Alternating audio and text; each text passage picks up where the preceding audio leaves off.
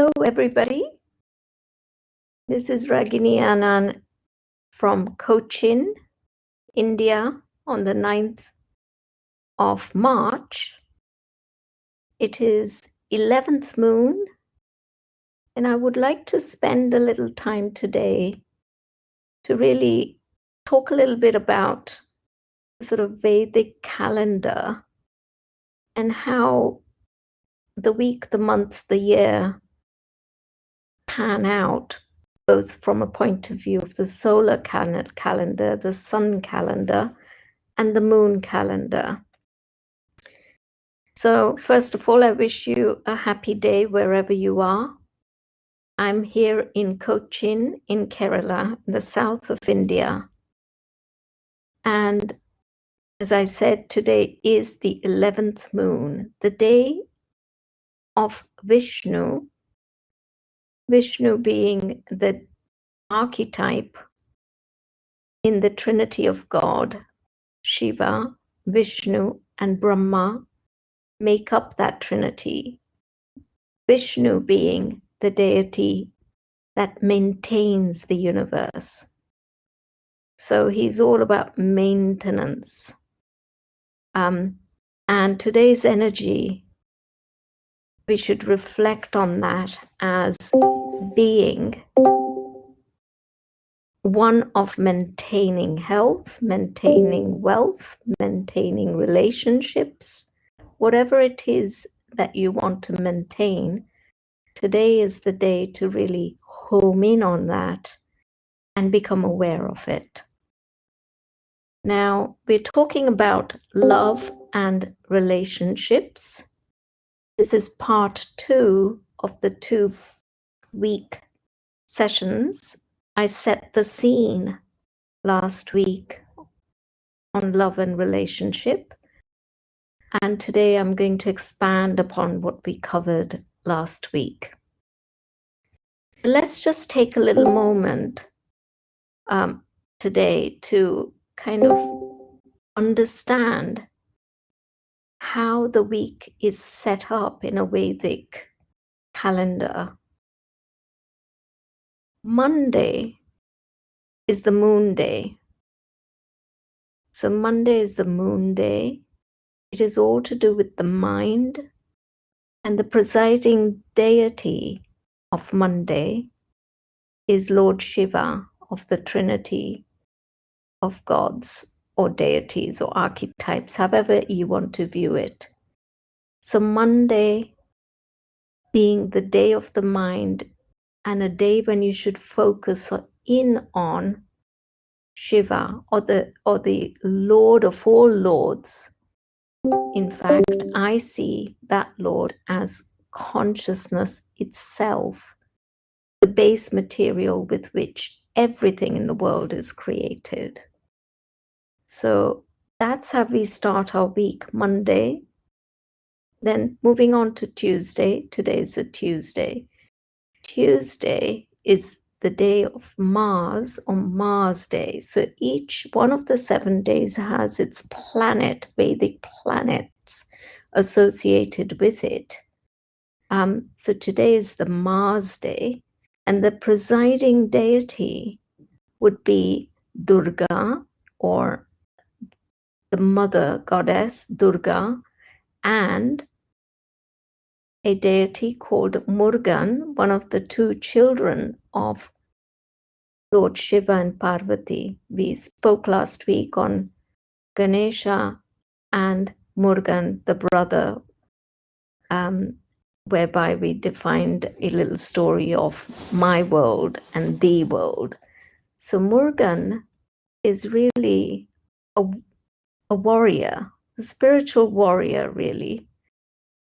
And him and his mother, Durga, are really there to negate any negative energy, negativity in you, anything that is holding you back, any negative emotions, any negative thought patterns, anything that's negative health. Tuesday is the day when you fight those battles and bring yourself back to a norm. So Tuesday.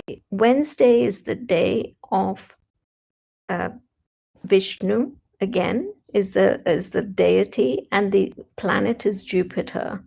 So when you wake up in the morning, you should say, okay, well, what day is it? It's Wednesday. It is Jupiter's day. Sorry, it is Buddha. Buddha meaning, sorry, I've misinformed you. It's not Jupiter. It is the planet, and it's past my mind now. Just a moment. Bud meaning, it'll come back to me in a moment. If anybody's aware of it, please put it in the events question and we will be aware. But Bud is another planet. Mercury, sorry, it was at the tip of my tongue. Mercury. And the overlord is Vishnu. Vishnu being the lord of maintenance. So again, when we welcome the day, saying it's Wednesday, we become very aware of the energy of Mercury, and Vishnu being the maintenance. So anything you need to maintain, you become aware of that, bring consciousness to that day. Thursday then is the day of the Guru, and that is the planet Jupiter, and the overlord of that day is Shiva again. Shiva in the form of the first Guru or Adi Guru, who brought the knowledge and the science of enlightenment to the world, how to live basically. He was the first Guru. So the Thursday is very much about, what do I need to learn? How am I going to find my way around problems? Who is going to guide me? Am I doing enough work internally to become available to inner intuition? All of that work happens on a Thursday. Then Friday, being the day of love and romance and all things beautiful, it's dedicated to the goddess Lakshmi. Lux meaning goal, and she is basically any goals that you have in terms of wealth or health. Friday is the day that you focus in on, and the overriding planet is Venus. So the Friday is the energy of wealth and abundance and sorting out, everything you need to make your life easy. Saturday then is the Saturn day, the day of planet Saturn. And the overlord of that day is Hanuman, which is really an incarnation of Shiva. We won't go too much into it, but Saturn is the slowest planet in the Vedic culture's understanding, and it is the planet that teaches us life lessons. So many of the Vedic practitioners would worry if Saturn is the planet that is disturbing their chart, because that planet is there to really teach you life lessons. Often they're very hard lessons that we are not able to, put right without the help of Saturn. Saturn can kind of slap you around a little, and make you learn those difficult life lessons. So Saturn on Saturday, and the deity is Hanuman.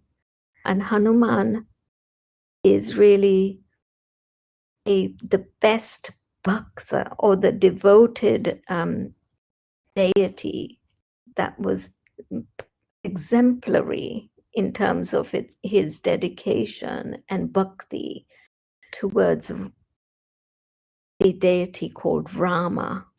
So he demonstrated how to be very much devotional, something we spoke of last week. So on a Saturday, you have to become aware of the life lessons you need to learn and how to become devoted to your inner self, your God self. He is the deity of choice who will teach you how to be so. Just as Radha is the bhakt of Krishna or the devotee of Krishna and is able to feel this oneness with God, Hanuman was able to feel oneness with Rama and demonstrate the highest form of love that any individual can experience. And then finally, on a Sunday, we have the the planet of the day is Sun, and the deity that I would associate with Sunday is Gayatri, which is, let's not go into that too much, but the five-headed goddess who is dedicated to the Gayatri mantra, one of the most revered mantra in the Vedic tradition, given to us by Vishwamitra, a saint of the Vedic culture. That's all I want to say this week. And I think somebody's posted a link which says, which source did you refer to get the information about days and deity, which Vedic scriptures specifically. I am really referring to what I have gleaned from my guru, Dr. Pillai, when I was heavily involved with him over a course of nearly 8 years. And in the art of doing the puja every morning and becoming aware of the energies of the day, he taught us that the 7 days were really, broken down by the planets and the deity associated with it. I don't want to go too much into it at this stage because we are diverting from the subject. However, because I keep referring to days of the week and planets and moon cycles, we can cover at another time. I just thought I would chime in here and give you a little overview of the days of the week and how the planets are associated with it and which deities to become aware of. So with that said, I would like to bring the subject back to love and relationship, which is what we're discussing. And if you remember last week, for those of you who were with me, we talked about love being expressed in one of two ways. Dual love, where it is oscillating between love and hate state, and Advaita love, which is something that never changes. It's always love. It has no opposite. Now, remember, we are trying to attract love into our lives. Therefore, we can experience the best version of love that is humanly possible. And how we're going to feel or experience that love is through relationships. And that is why love and relationships are kind of connected.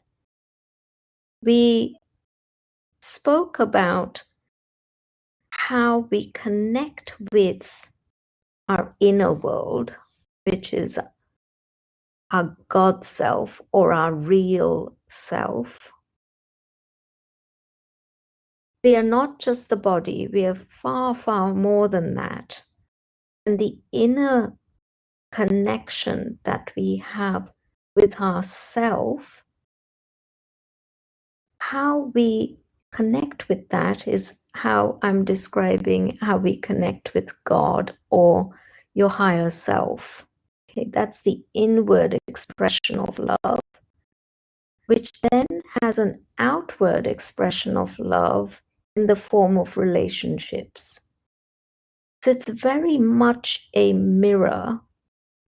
And we did talk about the fact that the language we use internally to communicate with our higher self is very important as to how that's then going to play out and project out in our life. This is an incredibly big click. I need you to listen very carefully here. So we talked about the basal form of love, which is based on greed and fear. And that creates the dual form of love. And it's always oscillating. When you're being self-gratified, when things go your way, and people are doing what they want, what you want them to do, you experience love. And as soon as they stop doing it, it very quickly turns to hate. Now, I want to talk a little bit about drawing from the Vedic culture. We talked about Mahabharata many, many weeks ago. And we talked about 4 characters, Duryodhan, who was the baddie, and his father, Dhritarashtra. Now, what does Duryodhan mean? Even the name gives it away. Somebody who uses his wealth inappropriately is somebody who is Duryodhan. Okay? Now, when you wealth and love and health, all of these are kind of connected. So let's just home in on Duryodhan for 1 minute. If you look at what language he might have had internally, in terms of God, in terms of speaking to God, in terms of making a prayer to God, then it was very much, can I have that? I must have all the kingdom. Nobody else can have the kingdom. There is no God. I am the God. My body is the be all and the end all. My self-gratification is the only thing that I want to turn to God to fulfill. Everything he did was to do with greed, one could say. So this character, his internal language, his internal prayer was, what can I get? Dear Lord, give me all of the territory. I want the empire. I do not want to even give a postage stamp of a territory to my cousin who's rightfully the crown prince. So he was to do with greed. Yes? Now, if you look at what kind of relationships Duryodhan attracted with his greed in his life, he only had greedy people in his life, in a sense. So his reflection was his completely hell-bent uncle, Shakuni, who was also all about greed. And if you looked at his relationship with his mother, Duryodhan's mother did not want to side with him. She kept saying things like, you are so greedy. I don't want to give you what you want. So that language, I'm trying to explain to you how you turn up to God and the language you use in your prayers has a direct correlation with what turns up in your life. So that's greed, one of the dual forms of, if you like, mechanism that creates our experience of love or the lack of it. Now, the next level we spoke of in these phases of love, as I called it last week, was fear. So who can you draw from in Mahabharata that demonstrates fear as a quality of existence and how they might speak to God with that language? And it doesn't take rocket science, but it's Dhritarashtra, the father of Duryodhan, who was blind by birth, and his entire setup seems to be fear-led. So his language maybe towards God in his prayer maybe, stop my friend, Father God, from doing or making something happen. Okay, so he is, my son cannot lose the territory. Please don't let my son lose the territory. Please do not let my son. He only cared about his son. And his experience with God was such that there is no God. Life is a terrible place. If you look at the story of Mahabharata, even though Krishna, the Lord of the universe, was right in front of him in an avtaric form, he could not see it. For him, God just didn't exist. So his prayers would have been one of, stopping his fear from taking hold of him. So let's look at what kind of relationships he might attract in his life with that kind of a inner setup.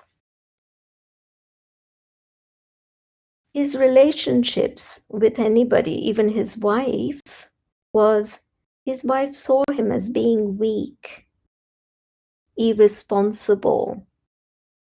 And, his own brother, Vidur, who was so full of wisdom, saw him as being weak. And his relationship with him, with his own brother, who was so full of wisdom, he was people saw him as being powerless, even though he was the king of a huge empire. So do you see how this inner language has such a huge consequence externally?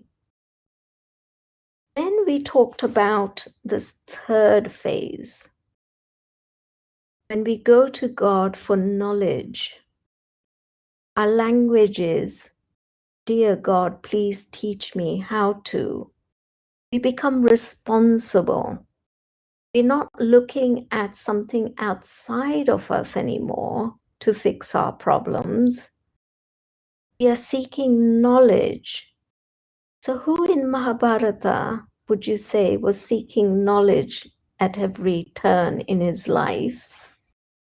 Well, it was in my opinion, I'm sure there were many characters, but Yudhishthir, the head of Pandavas, was probably the best demonstrator of this Advaita principle, where he went to God seeking knowledge, and his experience of love was very different to the experience of, Duryodhan and Dhritarashtra. They didn't experience love. In fact, they must have felt very hated and very, unsupported. Yudhishthir, however, having moved into the third phase of love, the Advaitic space, seeking knowledge, he always felt love. God was there, Krishna was there to support him and to answer his questions, and he always took the knowledge that was given on board to then do whatever he was doing. His language inside, inwardly, was, I am complete. My inner seeking will teach me, which is the phase I think we're all entering, being on this program. We're all seeking, we're seeking knowledge. And you will have heard me say that seeking has its own intelligence built into it, which is independent, which will take us to the place where that we're seeking. And we're all seeking love. Love, knowledge, and truth are synonyms. They're not separate. Knowledge, when we begin to have the language of knowledge as our prayer, we have taken that leap into the Advaitic space where we begin to experience God as love, as supporting, as always present, omniscient, omnipresent, always there to access. Because we haven't lost him, he's simply hidden and concealed within us. We've just got to open our ears to him, ears to that inner voice. And so when we seek knowledge, when we start in our prayer saying, "Dear God, please teach me how to, please guide me, please let me expand into being a better version of ourselves," we're already entering the Advaitic space, the third phase of love. And if you look at what Yudhishthir was able to attract as relationships in his life, having this mental setup, he had incredible synergy with his brothers. He had incredible support of them. He wanted to, people said to him, "You want to learn? I'm here to help you find what you want to learn." So there was a supportive structure being set up around him. His mother adored him. Kunti adored him, worshipped him. His wife too worshipped him. He had entered the net of love. Everything was beginning to be love in his life. His experience was love. His relationships were reflecting that love. Now, the final phase that we spoke of in this journey was devotion or bhakti. Bhakti in the Vedic tradition is the highest realm, highest, more so than all the other forms of yoga, Raja Yoga, Karma Yoga, Jnana Yoga. These are all types of yoga that one can. Yoga means union with God. Bhakti is the highest type of yoga, union, meaning devotion. Now, the character in Mahabharata that demonstrates that best, of course, is Arjuna, because of his intense relationship with Krishna. Krishna is not only his friend, he's his relative, he's his brother, his sister, everything, all rolled into one is Krishna. So his language with God is, "Dear God, what can I do for you?" And his language is, "Whatever you do, Krishna, you're always the best. You know better than I do." He surrendered to God. There is no difference between him and God. There is a merging that happens at that stage, and oneness is felt in that space. And his reflection of that in his world is anybody that comes to him says, "You have helped me so much that I want to help you." He's a tyagi, or tyagi means somebody who is totally, able to give up his self-gratification for the whole, for the good of the all. A sacrifice. He's able to sacrifice himself, his lower self, in order to gain the higher self. And that is the highest form of love and the expression of love.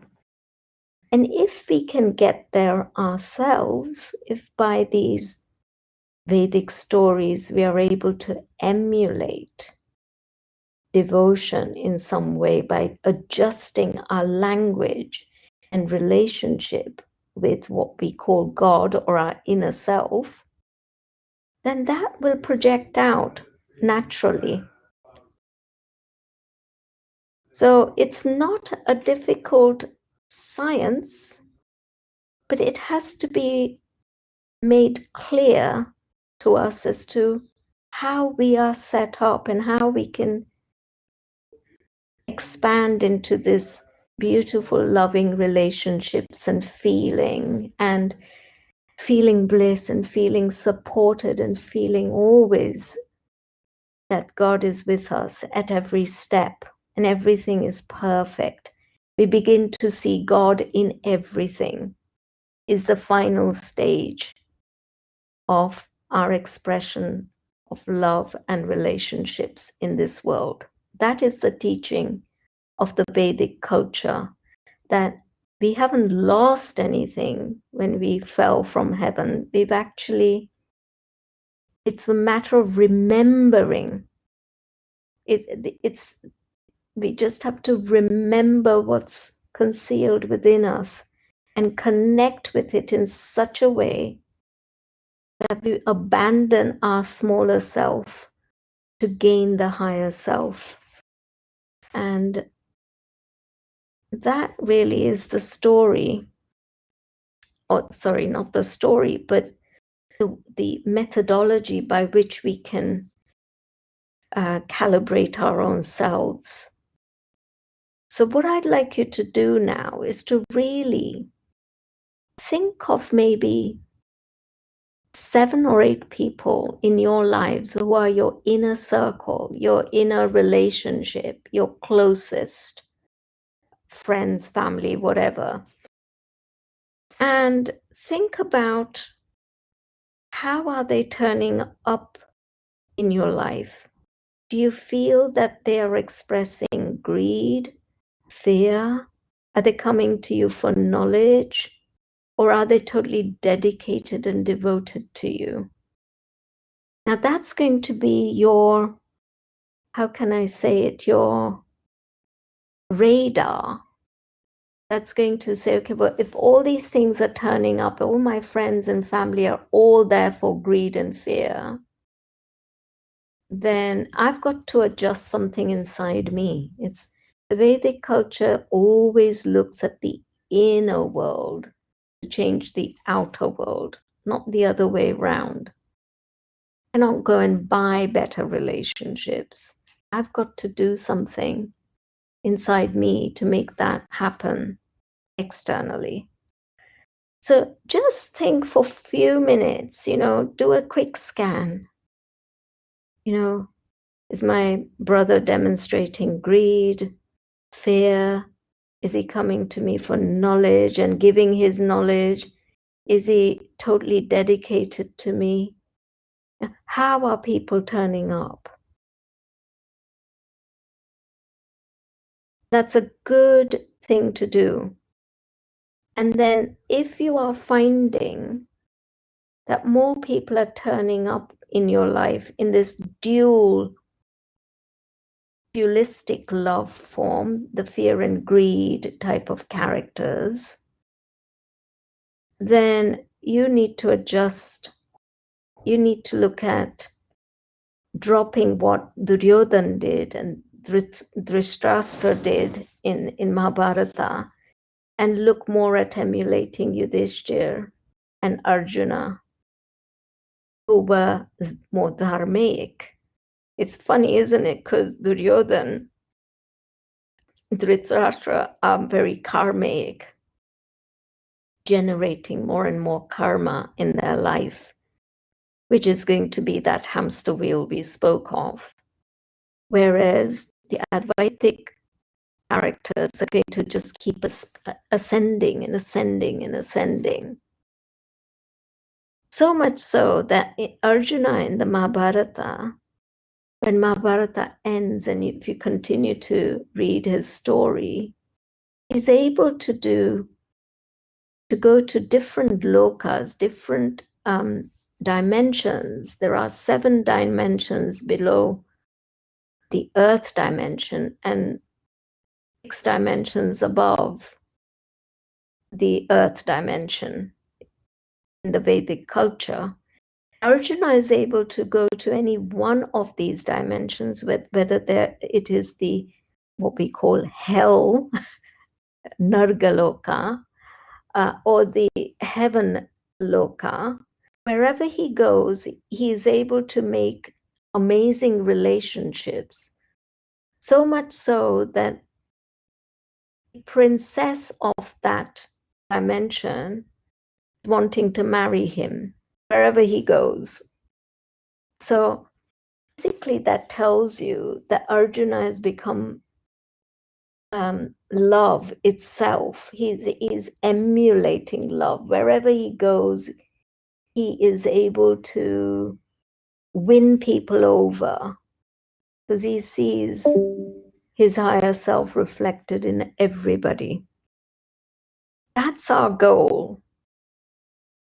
And I think we've got the know-how now as to how to change our inner language and how we turn up for God to start reflecting some of that.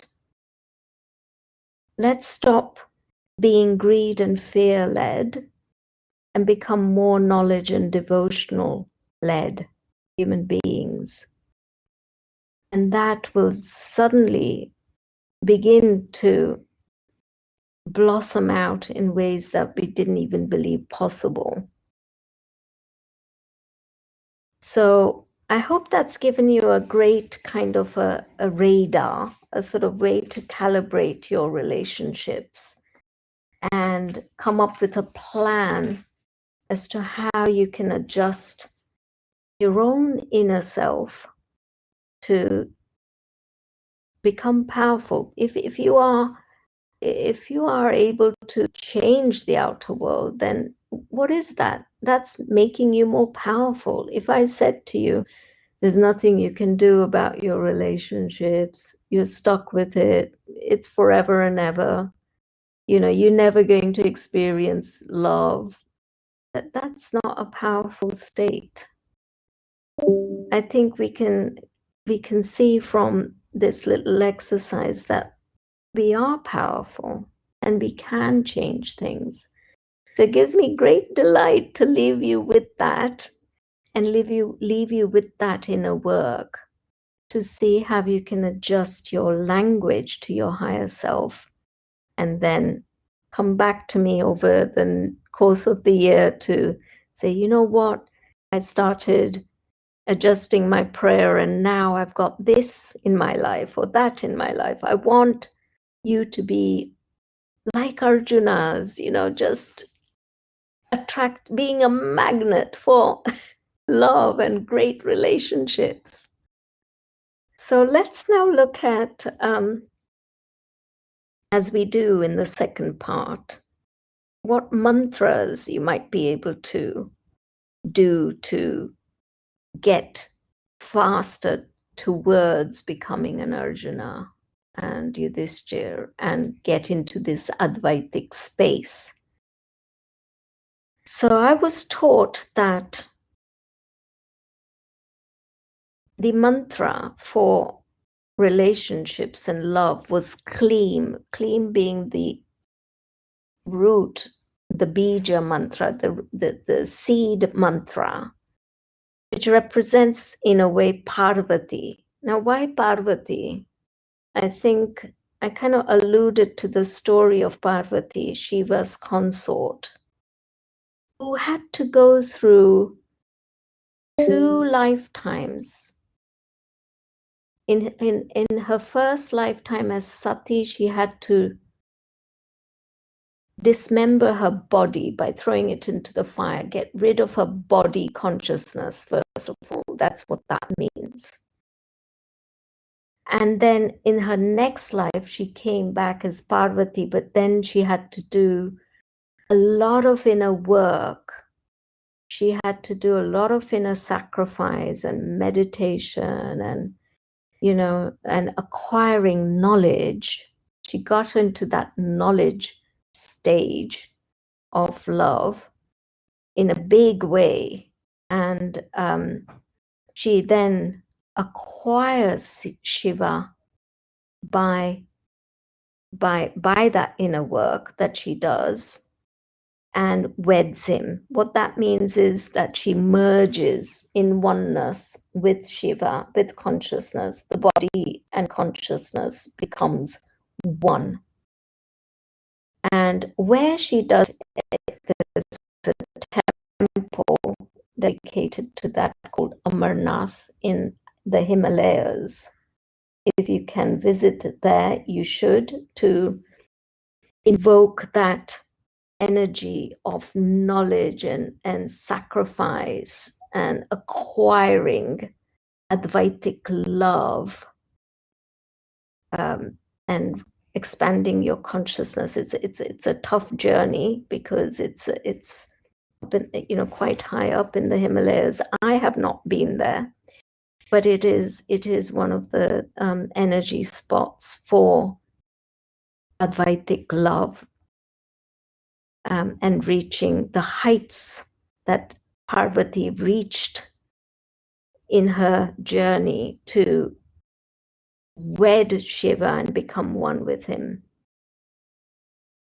When Parvati was in her previous life as Sati and she throws herself in the funeral pyre, meaning she loses body consciousness because she just wants to wed Shiva and become one with Shiva.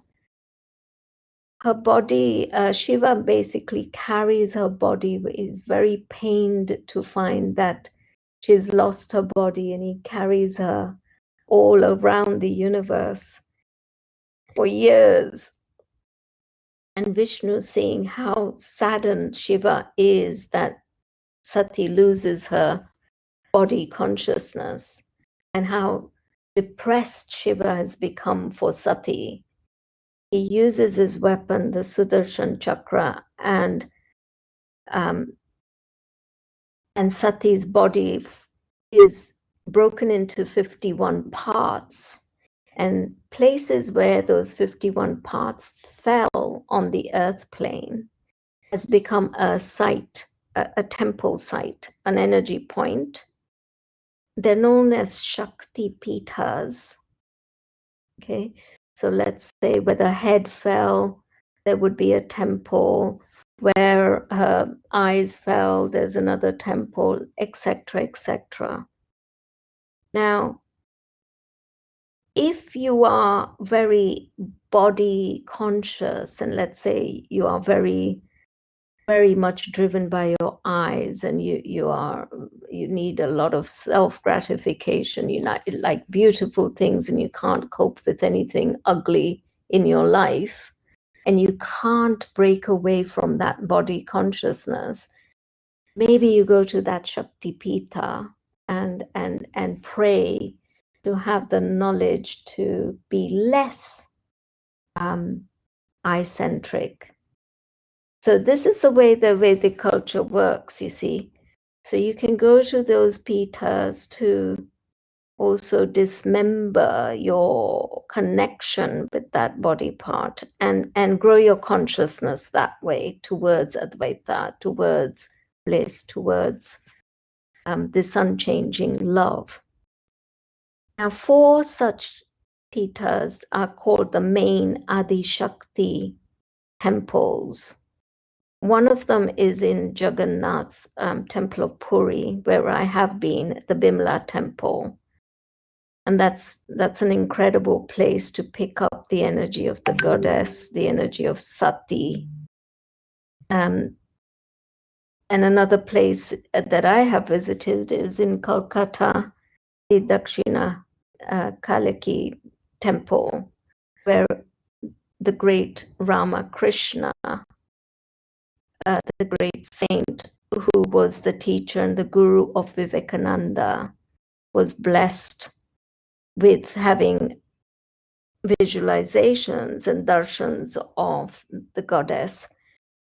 But anyhow, I'm just kind of throwing that in. If you're interested in energy spots, then the energy spots would be the Shakti Pitas, to go towards knowledge and the Advaitic space of love, becoming less Maya based. Maya meaning the illusion of life, and becoming more consciousness based. So Amarnath and the Shakti Pitas could be the places that you go, but coming back to the mantra, Kleem, Kleem, Kleem, Kleem, Kleem, is basically invoking Parvati consciousness in you, and all the penance that Parvati did to acquire Shiva, acquire consciousness, becomes part of you slowly as you, seed mantras are nothing but seeds. Like seeds, if you plant seeds in the ground, they're going to grow, aren't they? These sounds are going to be planted in your consciousness and will make your consciousness grow and expand. Now, the final thing I'm going to say about love, and you cannot talk about love and relationships in the Vedic culture without referring to Krishna and Radha. Krishna and Radha are probably the ultimate love examples.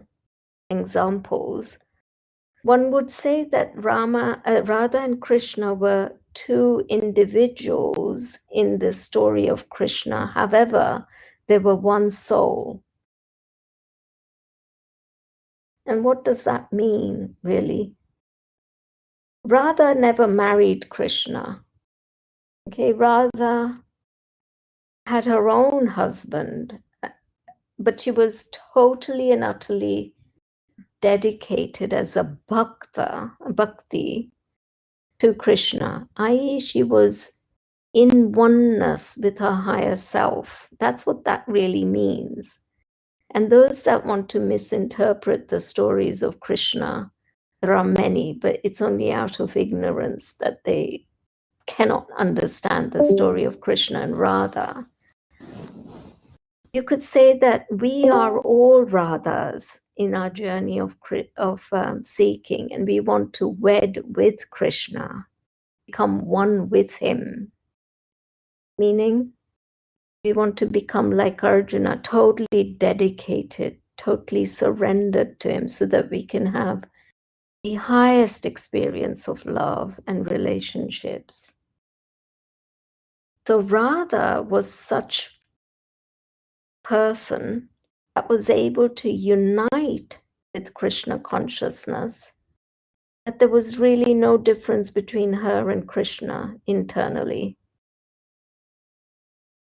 And the full moon is the day when the Rasa Leela, the dance, the abandoned dance that happens between Radha and Krishna, is meant to happen. In total abandonment, one feels the fullness of the moon on a full moon day, and feels the fullness of consciousness. What that means is nothing can be taken away from you, and nothing can be added to you. Just like on a full moon day, the moon, nothing can be added to it, nothing can be taken away from it. That feeling of oneness is what we're all trying to get to. That's the state of bliss that Radha feels for Krishna. Totally complete. There's nothing left to achieve in life, in relationships, in the feeling of love. And the place, so if you want a mantra for this kind of experience, then the Radha mantra, Jai Jai Radha Ramana Hari Bol, is the one that I was taught. And I must say, there's a beautiful rendition of it on the YouTube that I used to listen to again and again and again, Jai Jai Radha Ramana Hari Bol. And as you listen to that mantra, you feel this completeness, this kind of full moon feeling of being complete, being one with your higher self, feeling that love inwardly, uniting with your consciousness. There's nothing to add, nothing to take away. You are complete. You are united with the whole. And the place where you might go as a power spot to feel it even more geographically, this has an incredible expansion in us. You might have noticed it. If you're in a bad space, you feel very uncomfortable. But if you're in a really wonderful space, you can feel very elated. And Radha's stories were enacted in Vrindavan, which is a place in the north of India, and many Radha temples and Radha stories can be heard and understood spatially. And so you could visit some of those sites, to have another expansion through the space element. So these are the ways that you can, Vedically, through the mind sciences and Vedic sciences, expand your experience of love and relationships. Also, the ISKCON temples, the Hare Krishna temples are a great place to have this kind of energy. There's a lovely spot that I always go to in Mumbai, in just near Chapati Beach. There's a small Hare Krishna temple, and I just love to go there and sit there and watch the dancing of abandonment. This abandonment, when people are dancing, they're really internally feeling this energy of uniting in oneness with consciousness. And when you go and sit there, you soak that in and soak that up. So I suggest, and I've visited many Krishna temples all around the world, recently in Italy, and near Bologna. And again, there was such a beautiful event going on.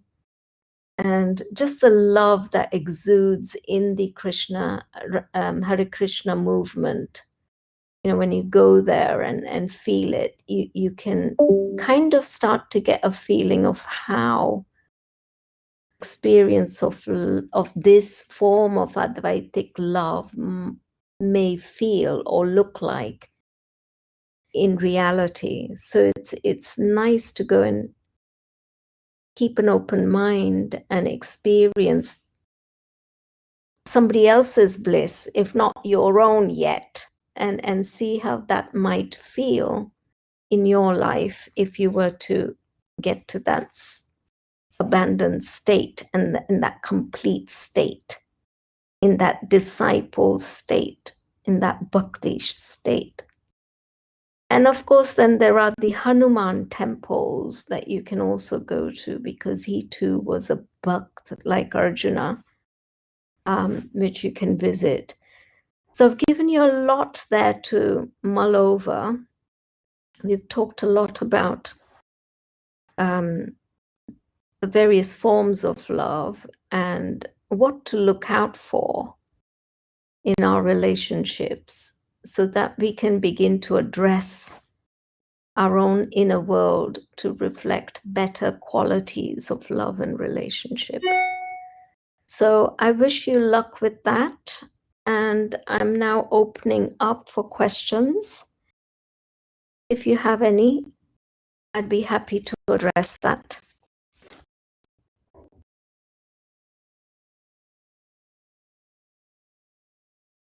So Cosmic ID 145 is saying, in my visit to Dakshineshwar recently, I had briefly judged some people for not being respectful enough of the temple.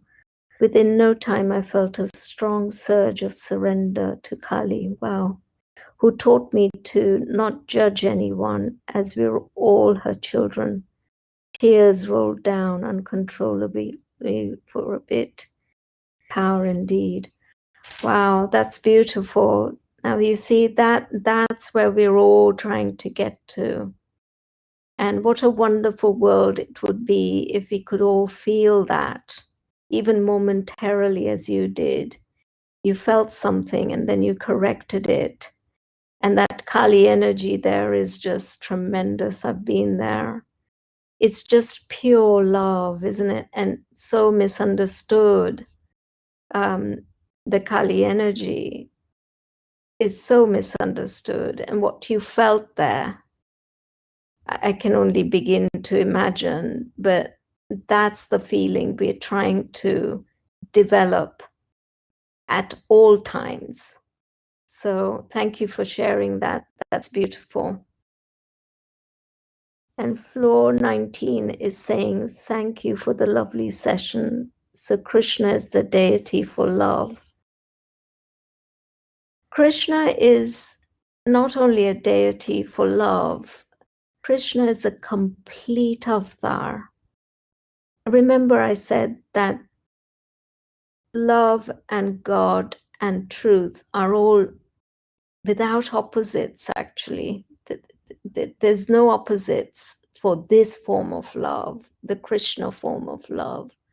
And there's synonyms with God. And Krishna is the ultimate Vedic archetype that is complete in every sense of the word. He demonstrated through his life that he was able to, even with his enemies, see unity and bring them to liberation. His stories are just too tremendous, and they're like an ocean. So you can never tire of them. Every day you learn something more through the Krishna stories. And one of the greatest books I've read on Krishna's, having read Bhagavatam and the Gita, the next thing you can do is read somebody's great observations of him. And my own guru does great satsangs of Bhagavad Gita, but also Osho wrote a book on Krishna the man, and boy oh boy, he does Krishna such justice. So you can always keep reading about Krishna, not only his stories of his, the Leela, but also then the interpretation of great gurus of our time and how they bring it all to life. You'll never have a boring moment with Krishna in your life. So you're right. And Red October says, I had a friend who married the wrong man. Despite the mistreatment she experienced from him, people were judging her for being overly tolerant. However, she explained that she didn't do it for her husband. She just didn't want her children to grow from a broken family and be deprived of their father. Yes, that self-sacrifice, that kind of maturity of thinking. I must say I've done all things wrong as I is, those who've been with me in the earlier sessions will know, divorces and bringing up a child in this broken thing, it's not a good example. And if we were to do it again, we would do it differently. And with the teachings and the learnings and the seeking journey, we would do things differently. We want to see good in everybody and God in everybody. It's not always easy. And remember the karma cycle that we talked of in the first two sessions that we did. We have to break those karma bonds before we can become liberated to even understand that, this form of sacrifice to bring up a child, but are you going to be authentic while you do it? That's the other thing, because a child is very sensitive. If you're not being authentic, they will still pick it up. So it's a fine balance. Are you going to have a lie that you're going to harbor inside? So your inner world and your outer world has to be married up, otherwise the child will pick up on it, is what I'm trying to say. And it's not an easy journey. It's about breaking the karmic bonds and bringing the dharma in. And remember, we're living in Kali Yuga, which is the age of delusions and misinterpretations and complete and utter ignorance. And we're acting from that. And until we begin our seeking journey to understand, then yes, the demonstration of your friend is very mature and incredibly sacrificial. As long as it's authentic and real, then that child will benefit from it. So thank you for sharing that.